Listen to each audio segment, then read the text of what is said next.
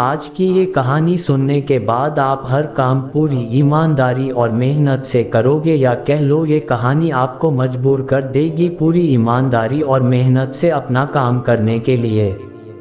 यह कहानी है एक गांव के लड़के की। घर की मजबूरी और पैसों की कमी की वजह से वह दूर शहर काम करने के लिए जाता है ताकि वहां से वह कुछ पैसे कमा पाए, जिससे उसका और उसके घर वालों का खर्चा पूरा हो पाए। वह लड़का काफी दिनों तक काम की तलाश करता है और आखिरकार उसे काम मिल जाता है।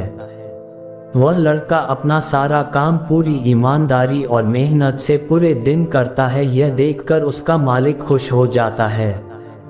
अब 6 महीनों तक ऐसे ही चलता है। 6 महीने बाद वह लड़का अपने मालिक को कहता है, अब मैं कुछ दिनों के लिए वापस अपने घर जाना चाहता हूं। और उस लड़के को पूरी उम्मीद थी कि उसका मालिक उसे घर जाने से नहीं रोकेगा, लेकिन उस लड़के के सोच से विपरीत उसका मालिक कहता है, नहीं, तुम्हें 2 महीने का थोड़ा और काम करना है और फिर उसके बाद अपने घर जा सकते हो।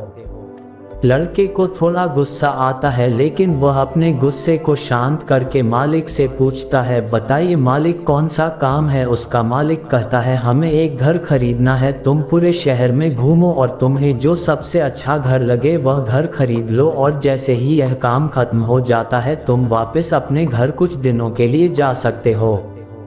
यह सुनकर वह गांव का लड़का खुश हो जाता है और जल्दी जल्दी घर को खरीदने का काम खत्म कर देता है। वह मालिक के पास जाता है और कहता है, मालिक, मैंने सबसे अच्छा घर आपके लिए खरीद लिया है।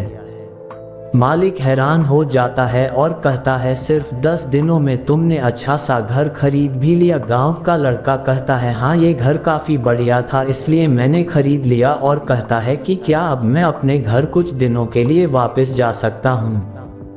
मालिक कहता है, नहीं, तुम सिर्फ 2 दिनों के लिए अपने घर वापस जा सकते हो। गांव का लड़का कहता है, अरे मालिक, मुझे गांव जाने में ही 1 दिन लगेगा, तो कैसे भला मैं 2 दिनों में वापस आ जाऊं।